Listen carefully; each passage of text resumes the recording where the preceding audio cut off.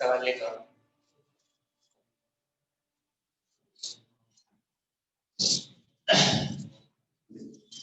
F1 kg ice, F1 kg ice, F1 kg ice at 0 degrees C.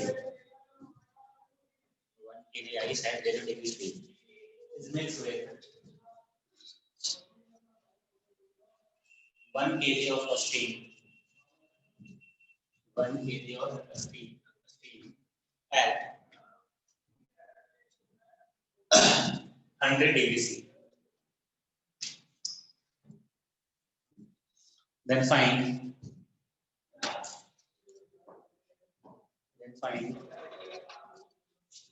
equilibrium temperature and mixture content.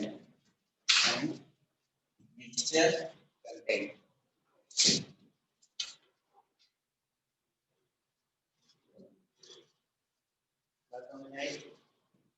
100 gram steam को, sorry, 1 kg ice, 1 kg steam, है ना?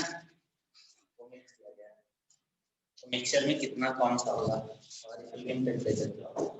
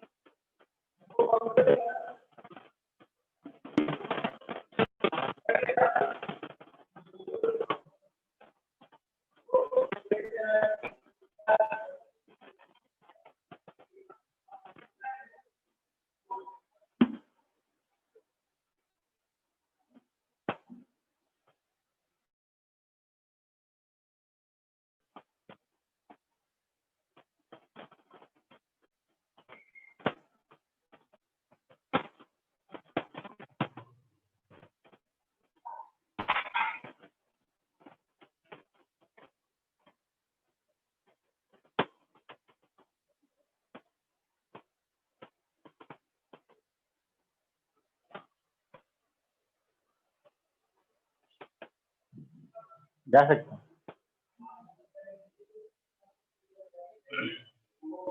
हाँ जी, हो गया 87। गलत है, जब 87 आ गया तो फिर मिक्सचर कंटेंट क्या वाटर होगा सारा का सारा।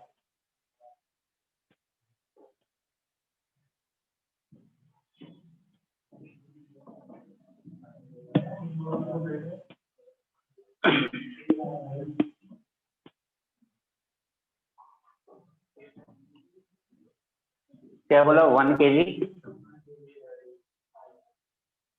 1 kg ice at 0 degree and 1 kg steam है ना at 100 degree। स्टीम का लेटेंट हीट ऑफ क्या होता है 540, बहुत ज्यादा। और इसका क्या होता है आइस का 80। तो मुझे नहीं लग रहा कि सारा का सारा स्टीम कंडेंस होगा क्या? नहीं लग रहा, मैं सही बोल रहा हूँ है ना। अबे देख स्टीम कितना एनर्जी रिलीज कर सकता है कंडेंस होने में, तो 540 कैलोरी था ना, हाँ इंटू 1000 ग्राम, इतना ही एनर्जी करेगा कंडेंस होने में, है ना। और वो एनर्जी किसको मिलेगा आइस को। आइस कितना एनर्जी कंडेंस होने मिलेगा भाई 80 इंटू 1000 प्लस 1000 इंटू 1 इंटू 100। सही लिख रहा हूं?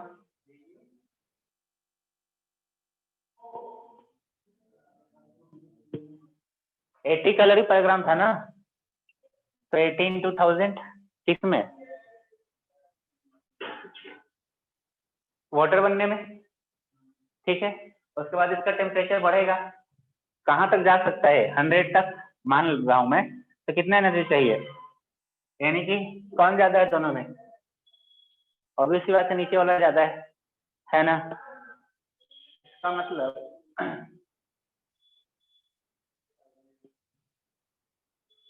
इसका मतलब क्या,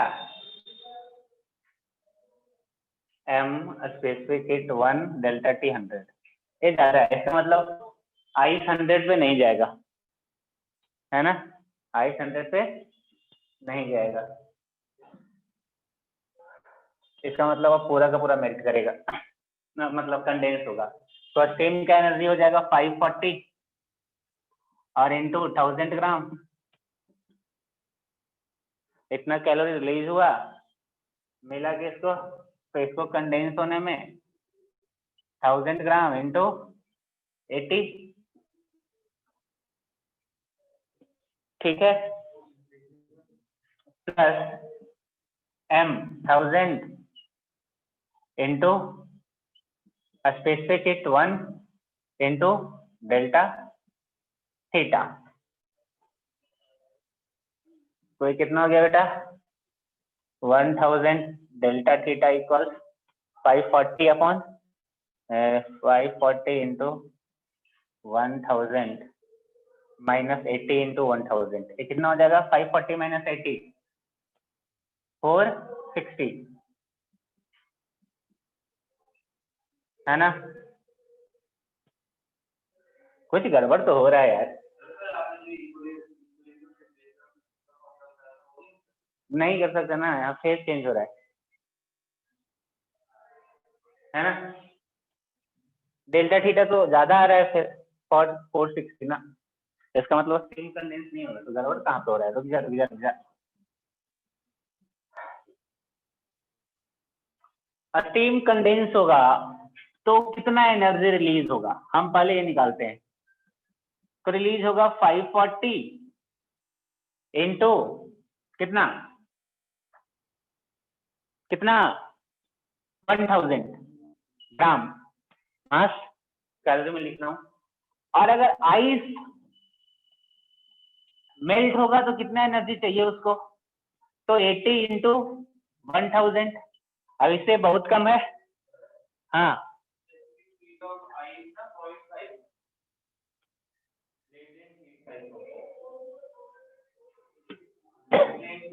तो लेटेंट हीट यूज कर रहा हूँ ना यार। कहाँ पे?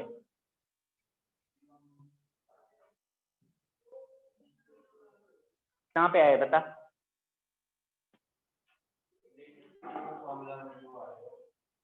तो लेटेंट हीट ही तो लिख रहा हूँ, और क्या लिख रहा हूँ? m इंटू एल यही तो लिख रहा हूँ यार।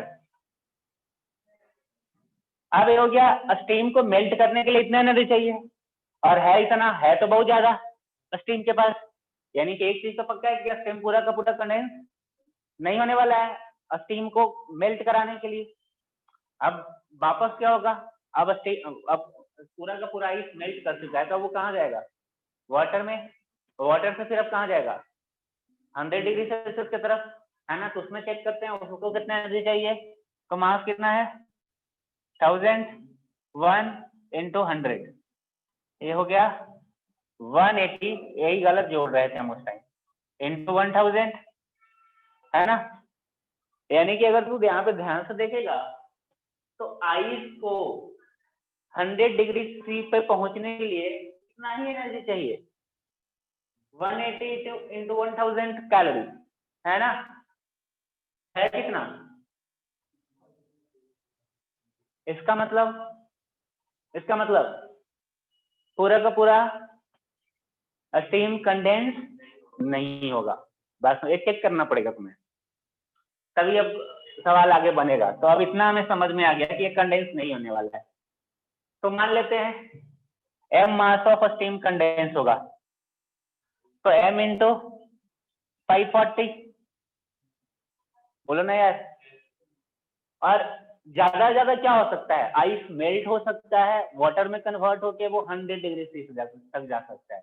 वापस वो वाटर वेपर नहीं बन सकता, क्योंकि 100 डिग्री सी जैसे ही वो पहुंचा इक्विलिब्रियम आ गया, इक्विलिब्रियम टेम्परेचर, क्योंकि स्टीम भी 100 डिग्री सी पे है, समझ रहे हो? तो ऐसा नहीं होगा कि वेपर बनने लगेगा, वो ज्यादा वाटर आइस जो है मेल्ट करके 0 पे जाएगा, 0 से 100 तक जाएगा। तो 0 से 100 तक जाने के लिए इतना ही एनर्जी चाहिए इसको, जबकि स्टीम रिलीज बहुत ज्यादा कर रहा है। इसका मतलब पूरा का पूरा स्टीम कंडेंस नहीं होने वाला है। तो हमने मान लिया m mass of steam condense होगा, तो m इंटू 540 एनर्जी रिलीज होगा, है ना? और ये किसके मिल, इसी के इक्वल होगा ना यार? अरे बोलना। तो यहाँ से मास मिल गया आपको 180 अपॉन 540 इंटू 1000, 3 आएगा, यानी कि 333 ग्राम, 0.3 ग्राम, यही आएगा ना? अरे किसका मास मिला? स्टीम का जो कंडेंस हुआ है। अब बोलेगा मिक्सचर में क्या है? तो मिक्सचर में वाटर क्या हो गया? 1 प्लस, अरे जो कंडेंस हो तो वाटर ही बनाना यार, ये वाटर है, वेपर कितना बच गया 1 माइनस दिस 0.666 kg जो भी है। बात समझ आई?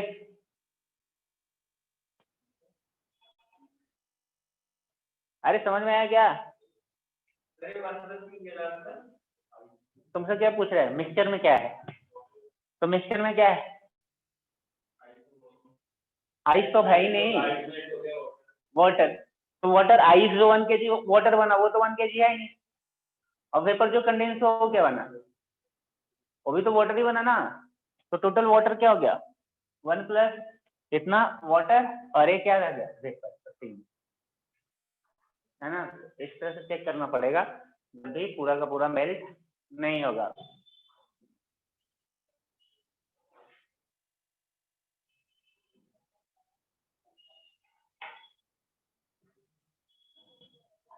नेक्स्ट लिखो।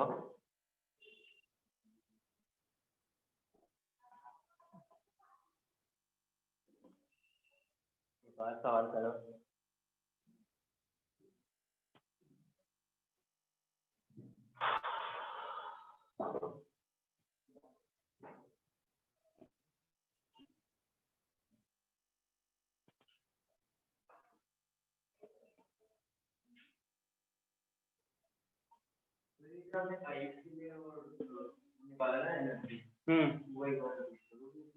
आइस के लिए एनर्जी निकाला। आइस कहाँ था 0 डिग्री सी पे।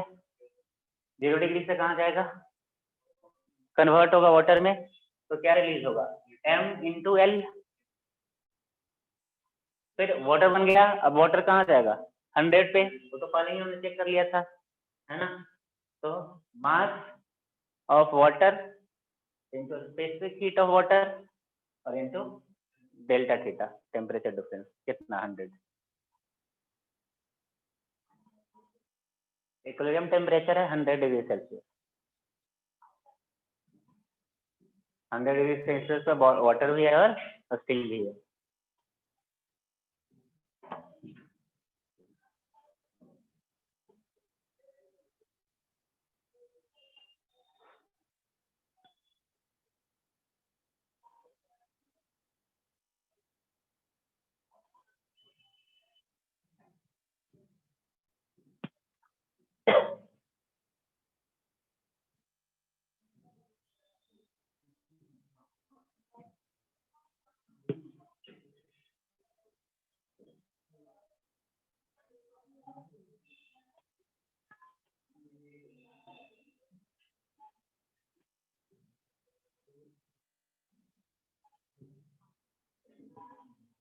लिखो three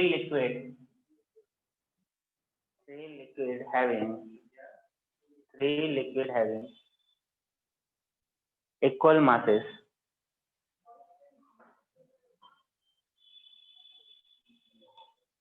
A, B and C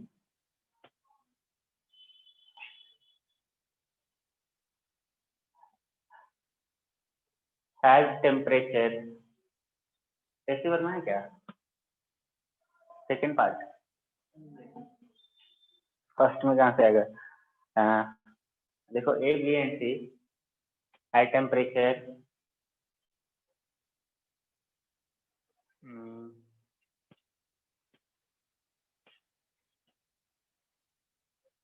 12 degree 16 degree and 20 degree.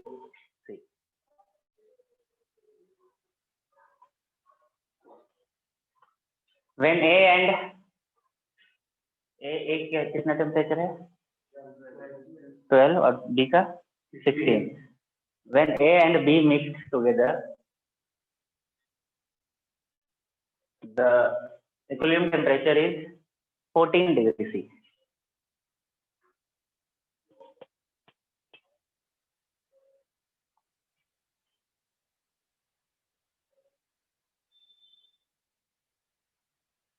And when A and C mix together, equilibrium temperature is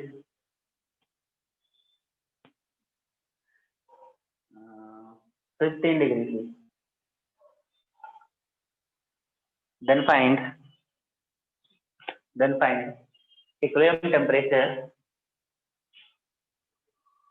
when B and C mix together. बोल रहा है 3 लिक्विड है, डिफरेंट लिक्विड है, mass equal है, different liquid है मतलब specific तीनों के अलग होंगे, ठीक है। ए बी एंड सी तीनों का टेम्परेचर दे रखा है 12, 16 और 20, ठीक है। पहले बोला गया कि ए और बी को मिलाया जब तो इक्विलिब्रियम जब मिक्सचर का टेम्परेचर बना वो बना 14 डिग्री, है ना। और फिर जब ए एंड सी को मिलाया तो बना 15 डिग्री। तो बोल रहा है कि बी और सी को मिलाएंगे तो कितना बनेगा।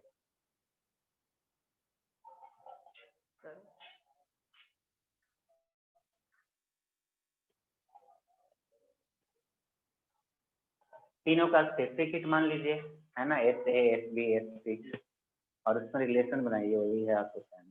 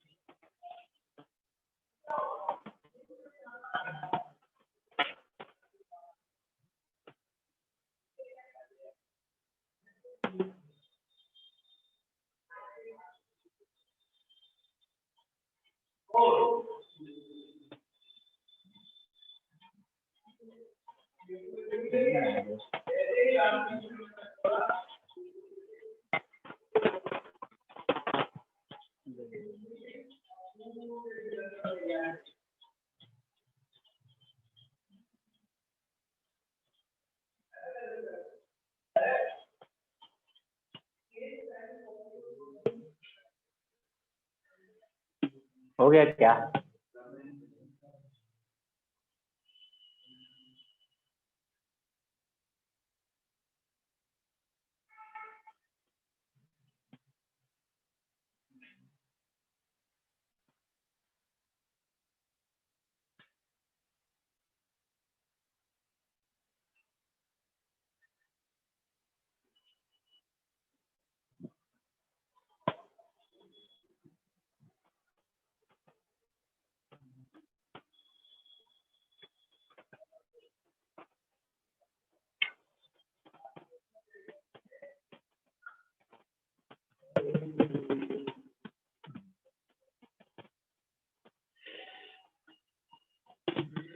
धूप निकली आज,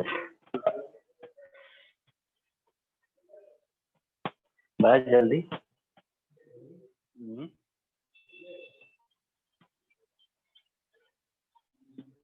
ऑनलाइन ले लो ना।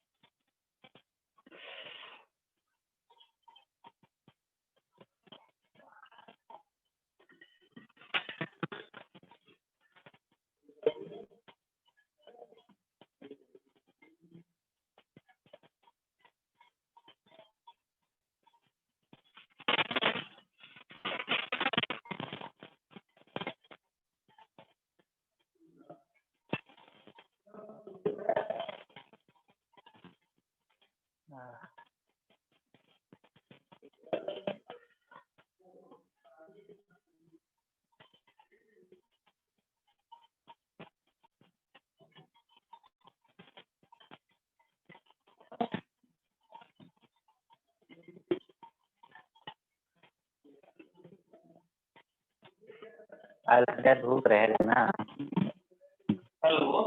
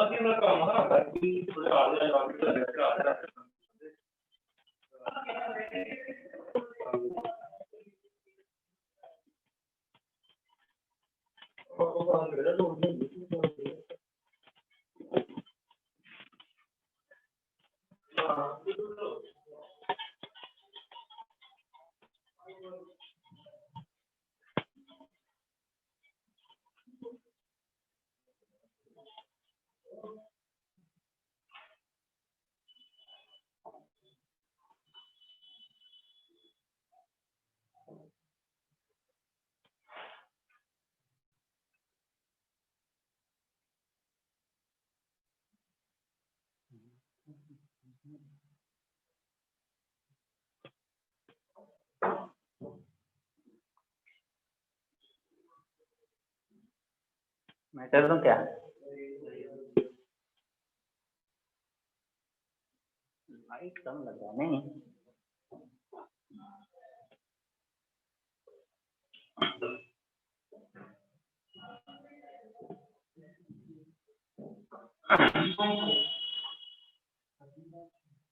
यार वो तो मैं नहीं बता सकता, देख के ही बता सकता हूँ सही है उनकी।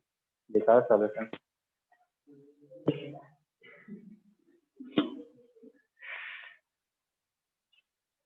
अरे यार स्पेसिफिक हीट का रिएक्शन बनाना है और कुछ करना नहीं है।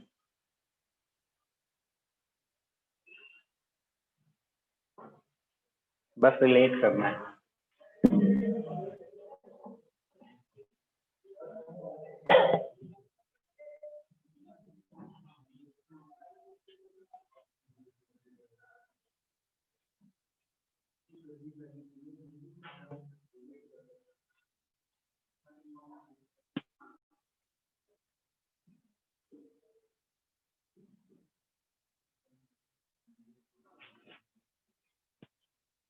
मार्कर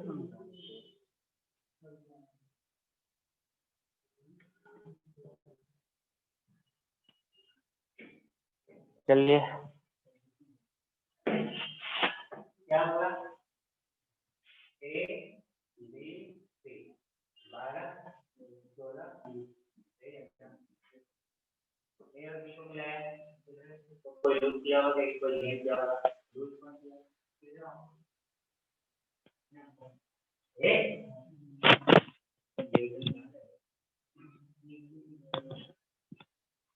है ना? तो ए बी एंड सी। अब देखो बोल रहा है कि ए और बी को मिक्स करते हैं, तो हीट कौन लूज करेगा? इक्विलिब्रियम टेम्परेचर क्या है यार? 14। ऐसे ही पता है, मान लिया specific heat S A S B S C, है ना? क्या लिखोगे? कौन लूज करने वाला? 16, तो एम तो इक्वल ही है सब में। एस बी 16 माइनस 14 रही होगा ना, is equal to M S A कितना है? 14 माइनस 12। हो यहाँ से क्या पता चला? S A is equal to S B, ये है क्या?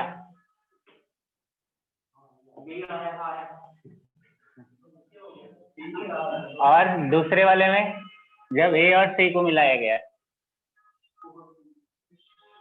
हाँ, तो टेम्परेचर कितना है था यार?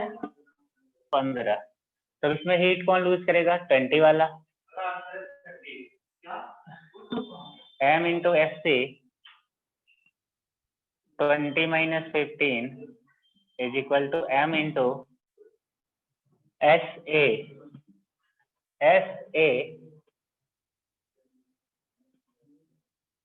15 माइनस 12। ये कितना है बेटा?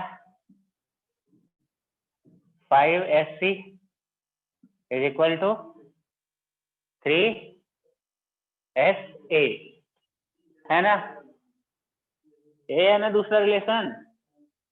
अब क्या बोल रहे हैं, किसको किसको मिक्स करने के लिए, बी एंड सी। तो मान लिया इक्विलिब्रियम टेम्परेचर क्या है, थीटा। तो थीटा है तो लूज कौन करेगा, तो m इंटू एस सी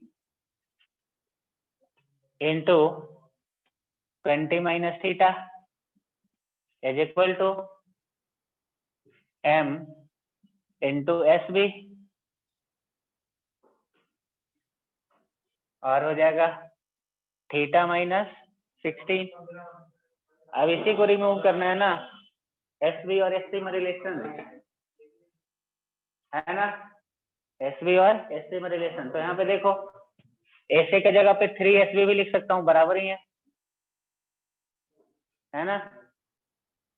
तो यहाँ पे एस बी के जगह पे लिख सकता हूँ, ध्यान से देखो, 5/3 एस सी कट गया, यानी कि 20 minus theta is equal to 5/3 theta minus 16। Solve कर लीजिए।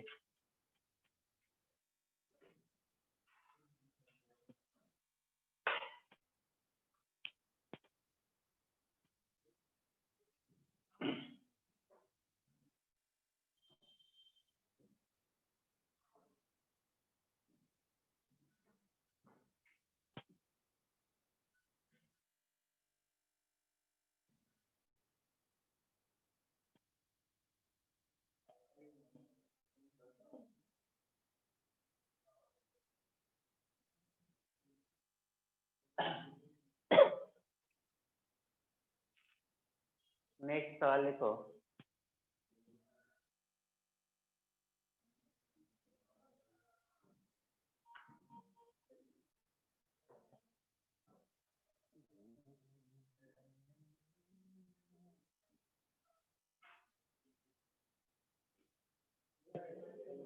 नेक्स्ट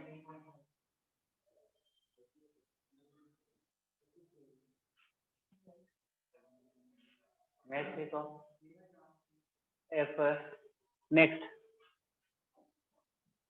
लास्ट सवाल है, ये कर लो, हो गया। If 50 gram ice 50 gram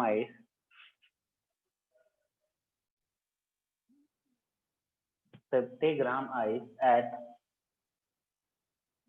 -20 degree C at -20 degree C is placed in water at 10 degree C, मतलब वाटर क्या लिखा, place in water 100 gram water लिखो, place in 100 gram water at 10 degree C, then find mixture content at equilibrium। Mixture content क्या होगा,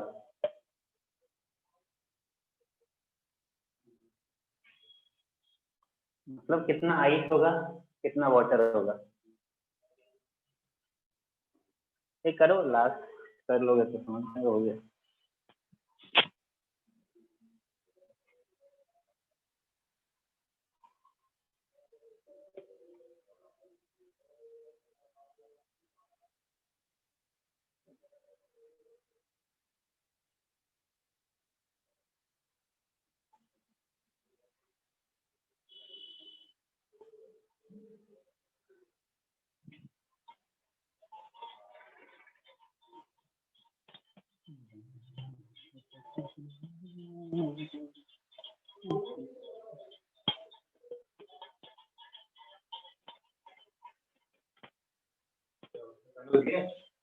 ठंड तो रात से लग रहा है, ठंड भीग रहे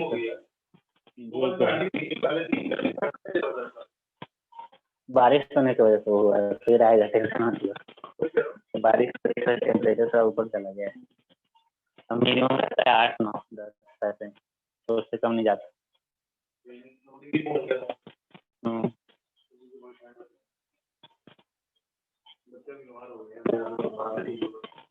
क्या हुआ,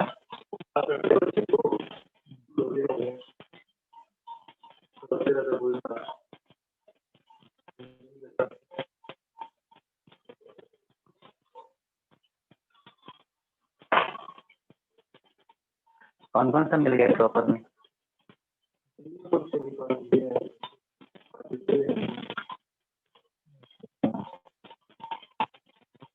अच्छा तो इतना मोटा है, कुछ ज्यादा नहीं देती है यार। क्या है सामान में निकला है ऐसे।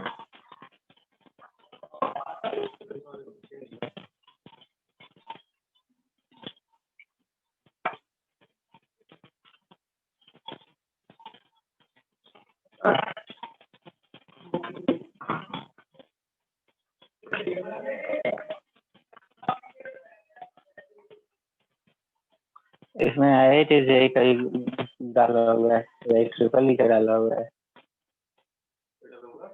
IIT-JEE का क्वेश्चन डाला हुआ है। मैं भी बोल इतना मोटा कैसे है नीट वाले में। हाँ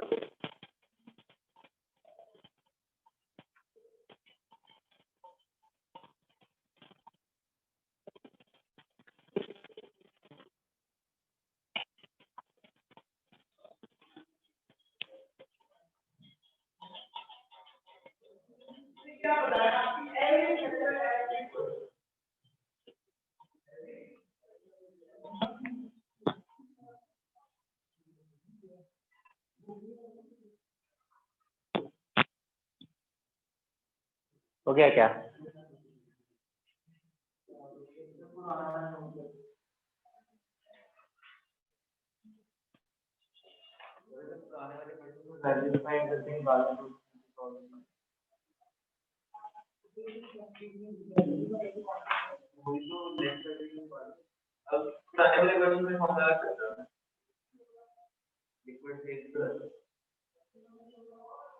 हम्म हम्म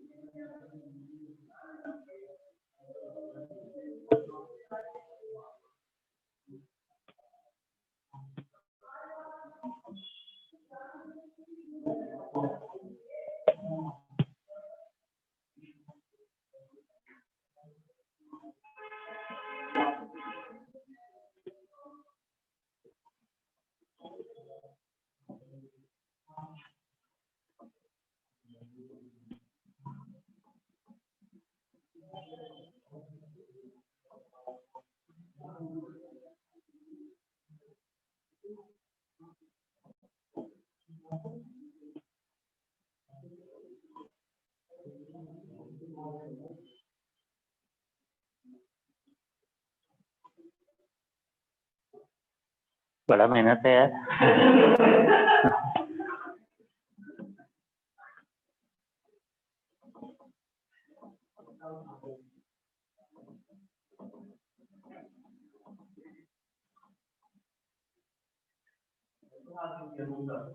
हम्म, है ही नहीं वो।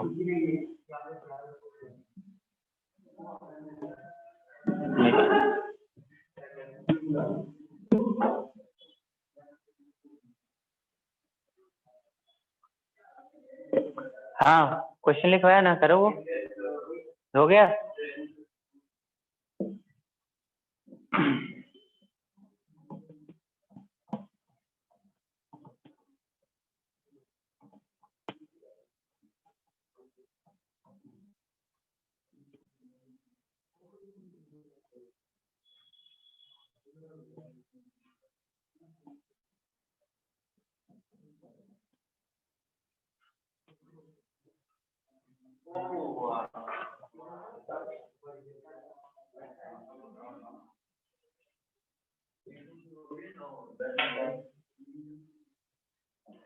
क्या बोल रहा है?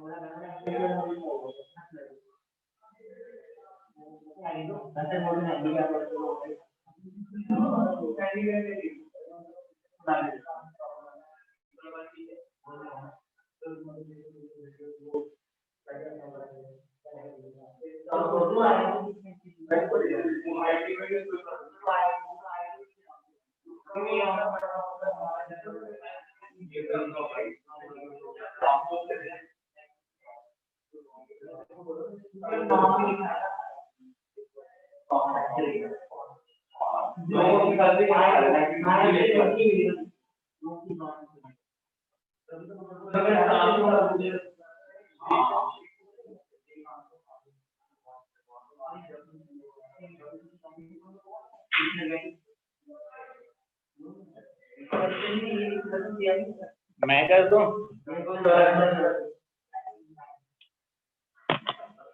क्या है 43.75 ग्राम 43.75 ग्राम वाटर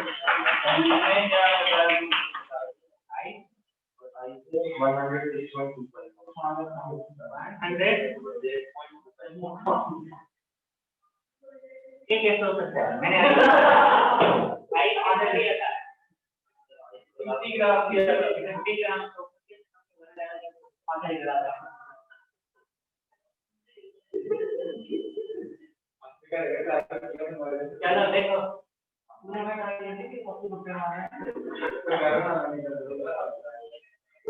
50 ग्राम है आइस है ना, और 100 ग्राम है वाटर।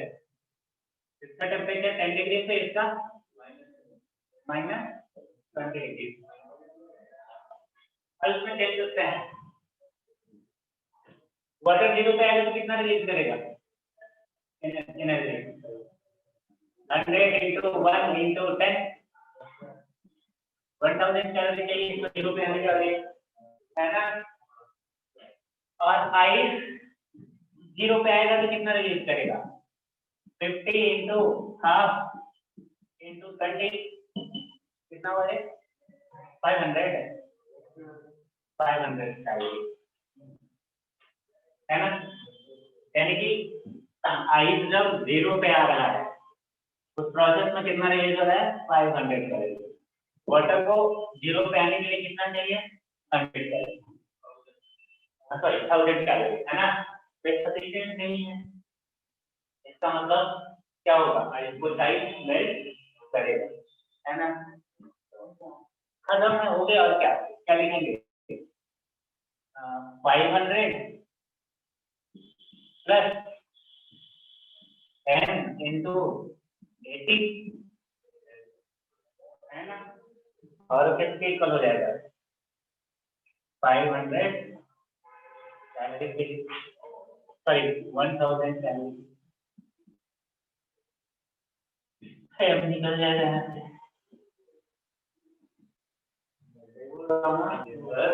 अगर जो भी मिलेगा वो कंटेंट तो पता ही है।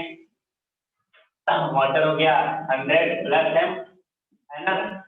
आइस हो गया 50 माइनस m, आइस हो गया 50 माइनस m, वाटर हो गया 100 प्लस m। चलिए आइस और m लेके इलास्टिसिटी।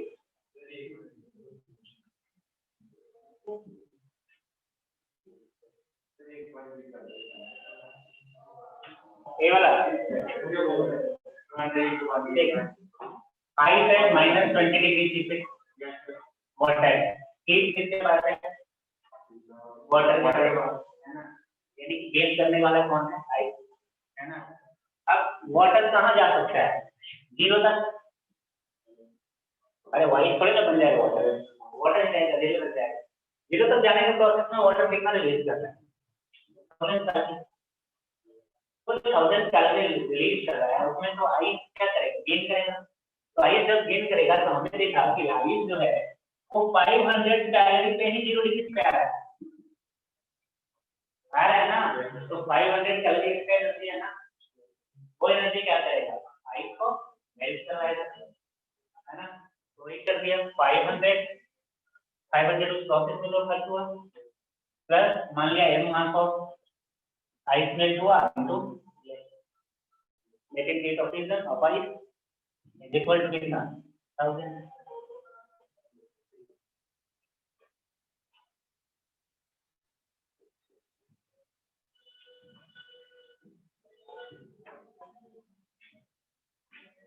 इलास्टिसिटी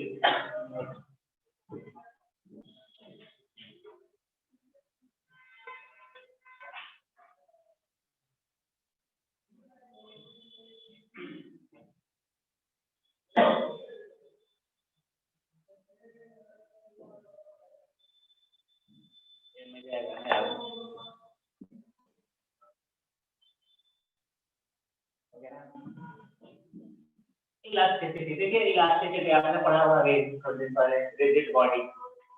रिजिड बॉडी का प्रोपर्टी क्या होता था?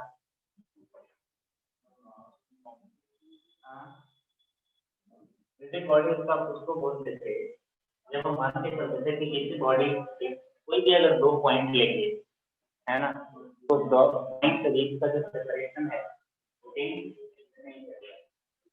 है ना। आइडियली कोई भी केस ना रिजिड होता है, मतलब रिजिड नहीं होता है कोई, हर चीज में कुछ ना कुछ इलास्टिसिटी है। बेसिकली आप एटॉमिक लेवल पर देखो तो एटम ही बना है ना, हम तो बोल देते हैं कि जो सॉलिड्स हैं उनके अंदर क्लोज पैकिंग ऑफ एटम्स होता है, हम यही बोलते हैं ना। लेकिन क्लोज पैकिंग ऑफ एटम्स से क्या मतलब है? क्या एटम बिल्कुल पास पास में होते हैं? ऐसा हो ही नहीं सकता, बॉन्ड बनता है ना। तो फोर्स लगा के, जैसे मान लो लैटिस है, लैटिस का जो बॉन्ड होता है वो आप उसको रिप्रेजेंट कर सकते हैं स्ट्रिंग से, जो कि इक्विलिब्रियम में है। ये एटम है, ये एटम इक्विलिब्रियम में है ना। लेकिन फोर्स लगा के एटम को आगे पीछे को कराया जा सकता है, ठीक है। तो दुनिया में हर बॉडी में थोड़ी बहुत इलास्टिसिटी होता ही है, कम होगा अलग चीज है, लेकिन थोड़ा बहुत इलास्टिसिटी होता है, ठीक है। अब मान लो कोई बॉडी है, सपोज मान लो एक रॉडी है, ठीक है। आप फोर्स लगाओगे, फोर्स लगाओगे तो बेसिकली क्या करोगे, इसके पीछे भी दो मॉलिक्यूल्स के बीच का सेपरेशन क्या होगा, बढ़ेगा, है ना। और फोर्स लगाओगे, और फोर्स लगाओगे, तो सेपरेशन बढ़ने के प्रोसेस में क्या होगा कि जनरली फोर्स लगाओगे तो कुछ चेंज आता है लेंथ में, लेकिन इतना ज्यादा नहीं आता कि हम उसको आसानी से पहचान सके, है ना। सबसे आसान तरीका है, अगर तुम देखो तो मान लो आयरन है, आयरन को हीट करो, लेंथ चेंज होगा, है ना। वहां पर बेसिकली क्या हुआ, आपने हीट दिया तो एटम्स के पास, मॉलिक्यूल के पास एनर्जी हो गया, उसका वाइब्रेशन बढ़ गया।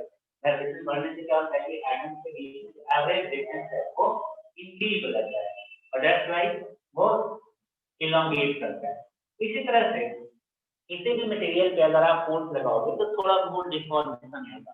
डिफॉर्मेशन नहीं होने का मतलब है, मतलब मान लीजिए स्टील, मान लो बहुत हार्ड होता है स्टील, मान लो दीवार पर स्टील को मारो, वापस आता है क्या? नहीं आता ना। वही अगर रबर दबा लो वापस आएगा। जानते हैं ऐसे क्यों होता है? उन्होंने तो पढ़ा होगा वो कोएफिशिएंट ऑफ रेस्टिफिकेशन, उसमें पढ़ा होगा impulse of reformation upon impulse of deformation, है ना। तो स्टील में क्या होता है कि बेसिकली जब आप किसी चीज को मारते हैं, कोलाइड कराते हैं, तो स्टील पे फोर्स लगता है। तो मान लो एक स्फेरिकल बॉल था, बिल्कुल ऐसे था, अभी जाके टकराया तो डिफॉर्म हुआ कुछ टाइम के लिए, शॉर्ट टाइम के लिए। तो बेसिकली जो इसके पास काइनेटिक एनर्जी था ना, वो इसके अंदर एक इलास्टिक पोटेंशियल एनर्जी में कन्वर्ट हो, ठीक है। अभी वापस क्या करेगा कि वापस रीगेन करता है रबड़ वाला बॉल, तो रीगेन करने के प्रोसेस में वापस जो इलास्टिक पोटेंशियल एनर्जी है बॉल को पीछे की तरफ काइनेटिक एनर्जी में दे देता है। इसलिए आप रबड़ का बॉल दीवार में मारेंगे तो आपके पास वापस आ जाएगा, लेकिन स्टील का बॉल मारोगे नहीं आएगा। क्यों? क्योंकि डिफॉर्मेशन उसमें होता है, लेकिन परमानेंट डिफॉर्मेशन होता है, वो रीगेन नहीं कर पाता, थोड़ा नहीं करेगा, है ना। तो वो रीगेन नहीं कर पाता, तो रीगेन नहीं करेगा तो वो अपना जो एनर्जी है स्टोर किया था वो तो वापस दिया ही नहीं, तो उस प्रोसेस में एनर्जी लॉस हो जाता है। तो मैं कहना क्या चाहता हूँ कि हर बॉडी इलास्टिक है कुछ एक्सटेंट तक, ज्यादा कम। अब इलास्टिसिटी को डिफाइन करने के लिए कुछ टर्म्स हैं, एक होता है स्ट्रेस, स्ट्रेस,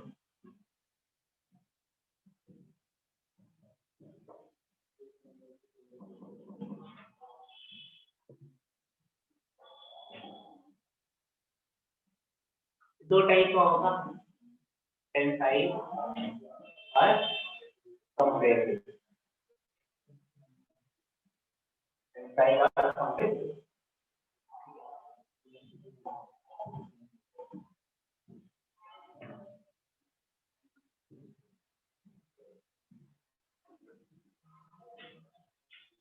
देखिए रॉड है, ठीक है, फोर्स लगाया एफ, इधर लगाया फोर्स एफ, फोर्स लगाने से क्या होगा, मॉलिक्यूल के बीच में क्रिएट होगा और उसकी वजह से टेंशन डेवलप होता है। टेंशन फोर्स तो ही है, ये स्टोरिंग फोर्स है ना। तो ये वापस इसका जो मॉलिक्यूल है वो ये स्टोर करना चाहेगा इसके लेंथ को, ठीक है। तो टेंसाइल स्ट्रेस जो होता है वो है force upon cross sectional area.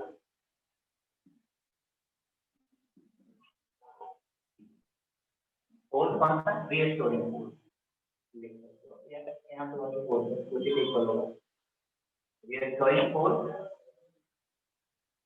Upon cross sectional area. Dimensionally अगर देखो तो ये क्या है, प्रेशर है ना। तो जनरली सॉलिड के लिए हम स्ट्रेस डिफाइन करते हैं, लिक्विड एंड गैसेस के लिए प्रेशर है ना। कंप्रेसिव ज्यादा डिफरेंस नहीं है, कंप्रेसिव मतलब फोर्स अंदर की तरफ जाएगा, कंप्रेस करने वाला है ना फोर्स है ना।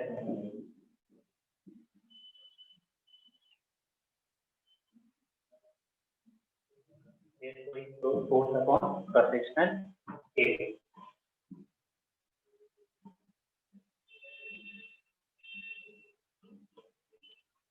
दूसरा एक टर्म आएगा स्ट्रेन।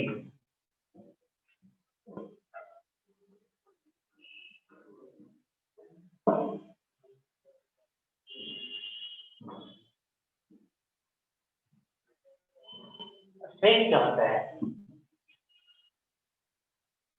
जब आप किसी बॉडी पे स्ट्रेस अप्लाई करते हैं है ना, फोर्स अप्लाई करते हैं, तो फोर्स अप्लाई करोगे तो उसके डायमेंशन में थोड़ा बहुत चेंज आएगा। मान लो इसका लेंथ है ना, तो fractional change in length due to applied stress is called as strain, मतलब डेल्टा एल अपॉन एल है ना। फ्रैक्शनल चेंज इन लेंथ तो स्ट्रेन होता है। अभी स्ट्रेन की बात कर रहा हूँ तो लॉन्गिट्यूडनल है,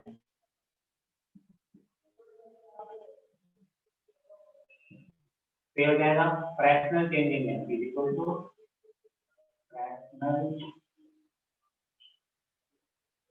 change in length due to stress. Fractional change in length due to stress delta L upon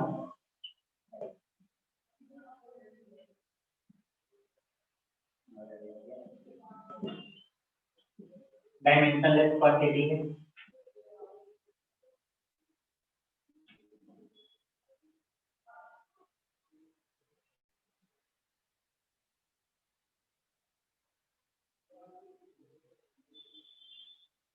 ठीक है,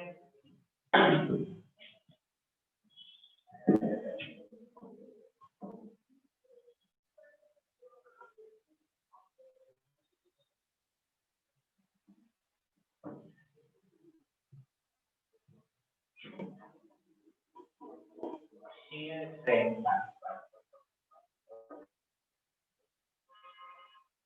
ठीक है। जैसे मान लो कोई बॉडी है, ठीक है, उस पर अगर ऐसा फोर्स लगा लो पैरेलल टू द सरफेस, समझने का कोशिश करो, तो ऐसे हो जाएगा।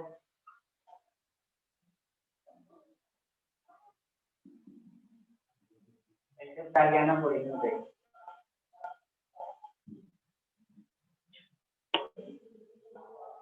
समझ रहे हो ना, पैरेलल फोर्स लगाना, ठीक है।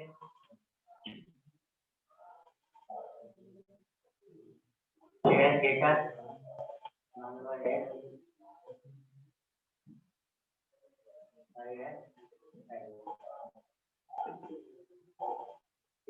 स्ट्रेन होता है x अपॉन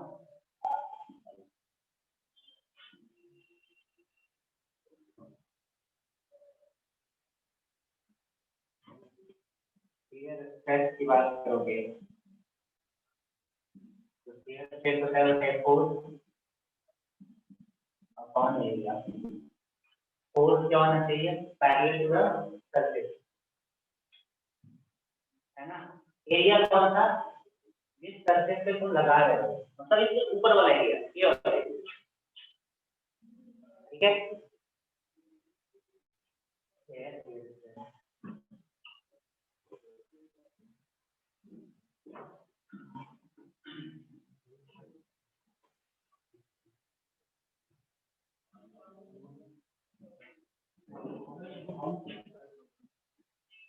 अब एक्सपेरिमेंटली देखा गया, क्या देखा गया, किसी बॉडी पे या किसी मान लो एक वायर लिया गया, सपोज एक वायर लिया गया, ऐसे समझ, एक वायर है, ठीक है, इसके ऊपर लोड लगाया गया, लोड को कॉन्टिन्यूसली चेंज किया जा रहा है, पूरा तरीके, है ना। तो देखा क्या गया कि स्ट्रेस और स्ट्रेन में एक रिलेशन है, ग्राफ बनाया गया, है ना। तो कुछ टाइम तक क्या होता है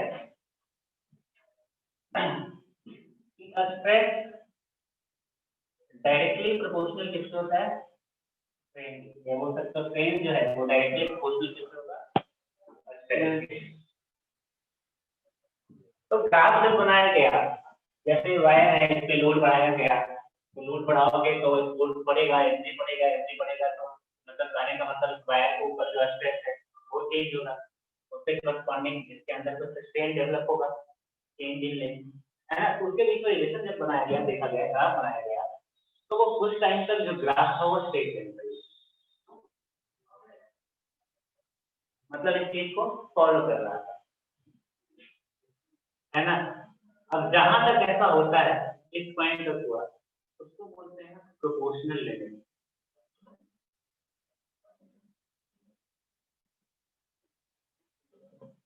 प्रोपोर्शनल लिमिट मतलब स्ट्रेस जो है वो प्रोपोर्शनल है। मान लो उसके बियॉन्ड तो लोड बढ़ाने लगा, स्ट्रेस बढ़ाने लगा, ठीक है, उसके बियॉन्ड जब स्ट्रेस बढ़ाया गया तब भी स्ट्रेन डेवलप हुआ, लेकिन वो स्ट्रेट लाइन से नहीं रहा,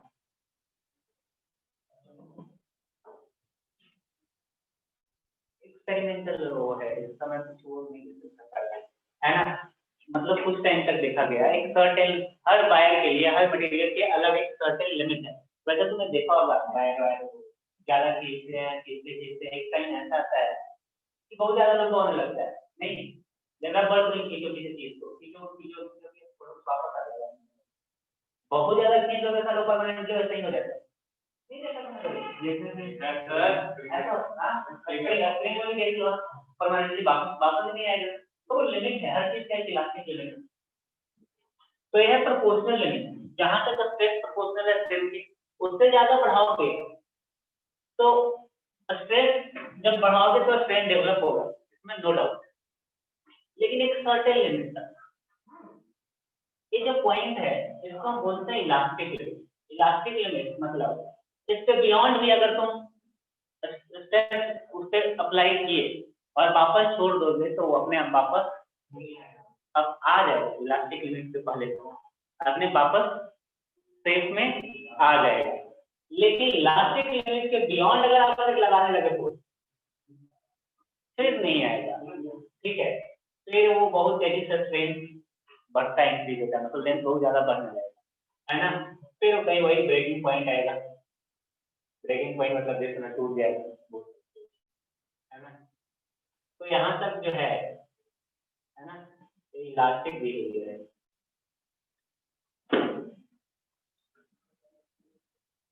यह बता कहलाता है प्लास्टिक बिहेवियर, मतलब जैसा इसके बाद जैसे खींच के छोड़ दोगे वैसा ही कर लेगा, प्लास्टिक बिहेवियर ऑफ सॉलिड, है ना। ग्राफ है स्ट्रेट एंड स्ट्रेन के बीच में डिफरेंट मटेरियल पे चीज दिया गया, उसमें एक चीज कॉमन था, कुछ टाइम तक हर material stress directly proportional strain, उसके बाद कुछ लिमिट तक होता है, प्रोपोर्शनल लिमिट के बाद इलास्टिक लिमिट होता है, उसके बाद प्लास्टिक बिहेवियर होता है, वायर का ज्यादा बराबर टूटेगा फिर।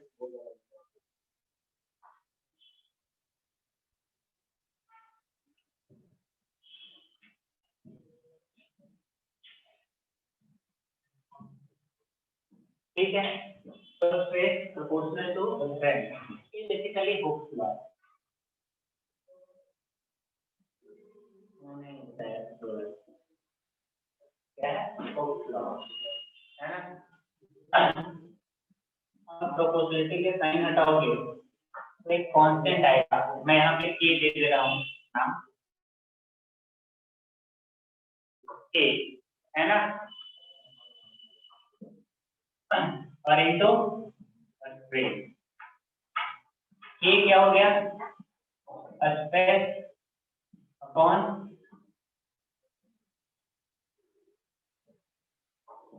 स्ट्रेन, के को मैं एक नाम दे रहा हूँ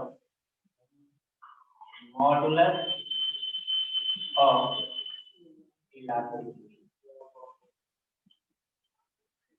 मॉडुलस ऑफ इलास्टिसिटी मतलब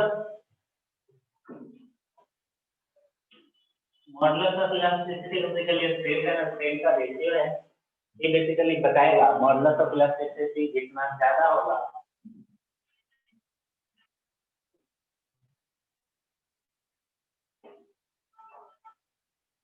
मतलब स्ट्रेस ज्यादा होगा स्ट्रेन कम होगा, मॉडुलस ऑफ इलास्टिसिटी ज्यादा होने का मतलब इलास्टिक कम, अगर मॉडुलस ऑफ इलास्टिसिटी कम है मतलब इलास्टिक ज्यादा है ना। अब एक चीज जो है वो तीन तरीके का होता है, अलग अलग टाइप के स्ट्रेन स्ट्रेस के लिए हम उसको डिफाइन करते हैं, तो एक होता है लिख लीजिए Young modulus of elasticity,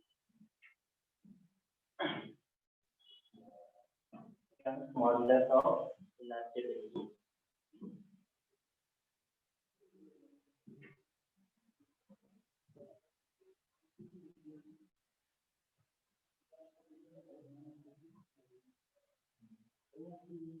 Young modulus of elasticity by trigonometry,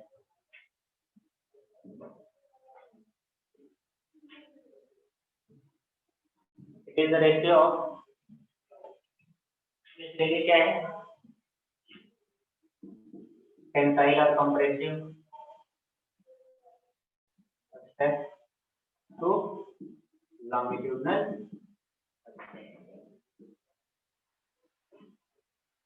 है ना, बाई स्ट्रेस क्या था बेटा force upon area delta L upon L, ठीक है, यानी बाई इक्वल टू क्या स्ट्रेस अपॉन ए इनटू डेल्टा एल इनटू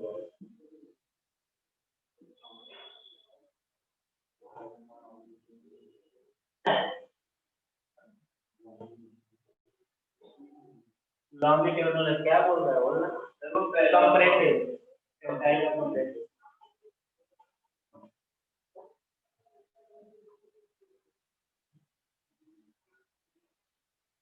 और ये सकते हो एफ इंटू एल,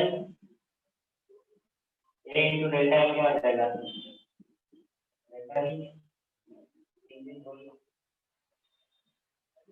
तो ये है यंग मॉडुलस ऑफ इलास्टिसिटी।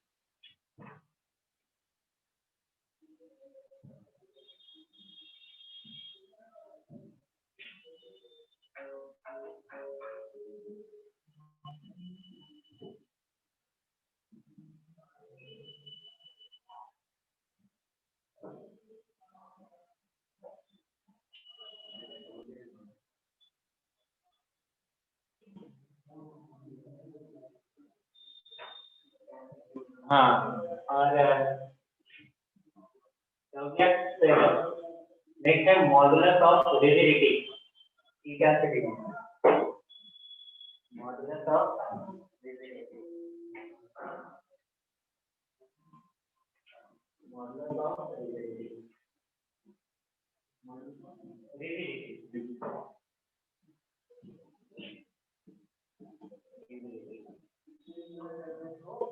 हाँ ठीक है,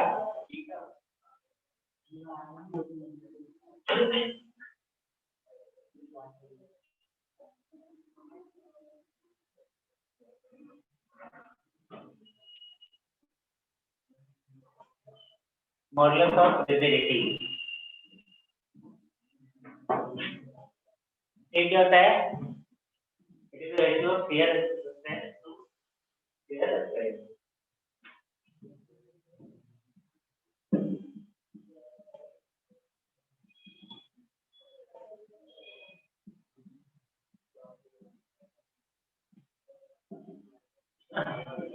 एफ अपॉन ए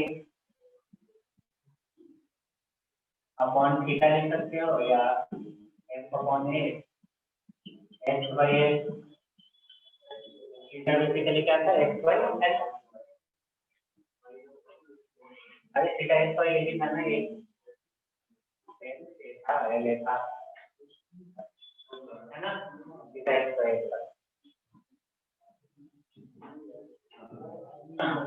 नेक्स्ट बल मॉडुलस,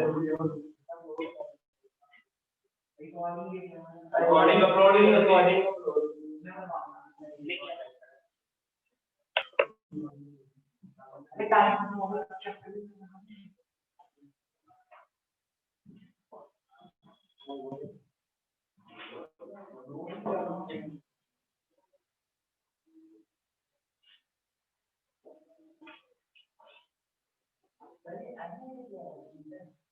थोड़ा सा लंबा खींचा है।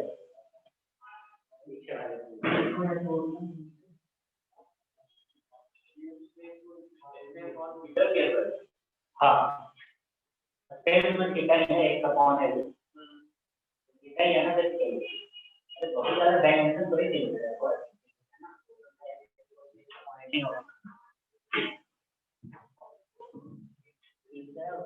बल्क मॉडुलस ऑफ इलास्टिसिटी, मैं बता रहा हूँ वो जो के था ना थोड़ी देर पहले, वो के ही है, अलग अलग बल्क। चैप्टर 130 का एप्लीकेशन नहीं आएगा आपको, बेस पर लेके साउंड लॉन्च नहीं करना।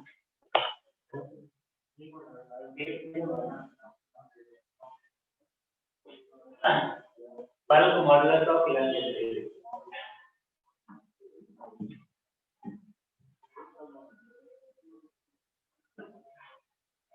Bulk modulus of elasticity, bulk modulus of elasticity क्या है बेसिकली,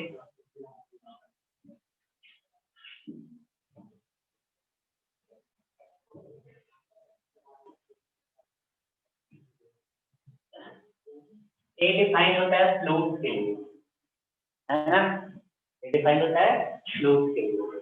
मान ले एक कुछ भी कंटेनर में फ्लूइड डाला हुआ है, आप चारों तरफ से फोर्स अप्लाई करोगे,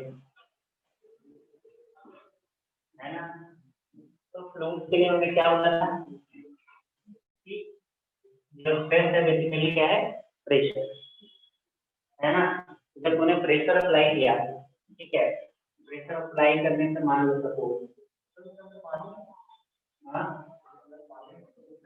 कुछ भी गैस कुछ भी रख ले, फ्लूइड में हो गए, मान ले डेल्टा बी का वॉल्यूम चेंज आया, ठीक है, तो यहाँ पे वही टर्म आएगा वॉल्यूमेट्रिक स्ट्रेन, तो क्या हो जाएगा बेटा, delta B upon B,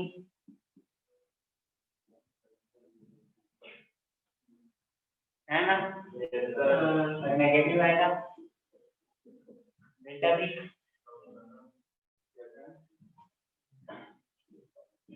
bulk modulus beta जो है हो जाता है G upon minus delta G upon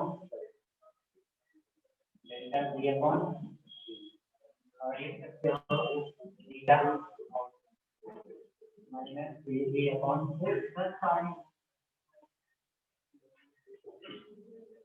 यह bulk modulus, pressure upon volumetric strain, delta B upon, अरे वही चीज चल रहा है, सब में वही चीज चल रहा है, क्या बस वाले पीएच हो रहा है। इसका बहुत ज्यादा एप्लीकेशन है,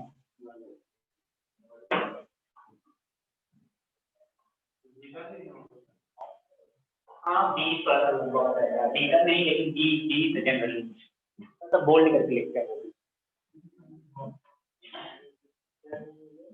अरे बहुत टर्म आता है हाँ कंप्रेसिबिलिटी टाइम तो वही क्या होगा क्या कंप्रेसिबिलिटी है ना कंप्रेसिबिलिटी बेसिकली मुझे याद नहीं थी है ना एक रेसिप्रोकल होता है बल्क मॉडल का कंप्रेसिबिलिटी रेसिप्रोकल होता है बल्क मॉडल का बाकी इसमें आगे देखते हैं तो सवाल कर लेंगे ज्यादा इंपॉर्टेंट है नहीं एप्लीकेशन ज्यादा ही चैप्टर का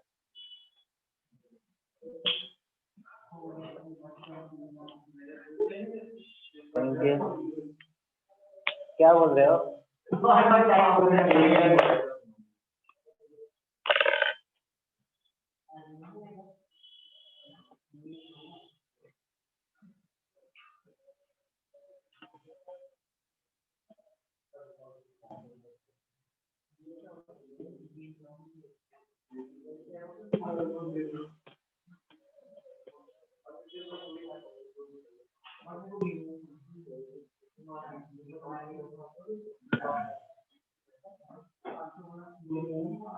चलिए थैंक यू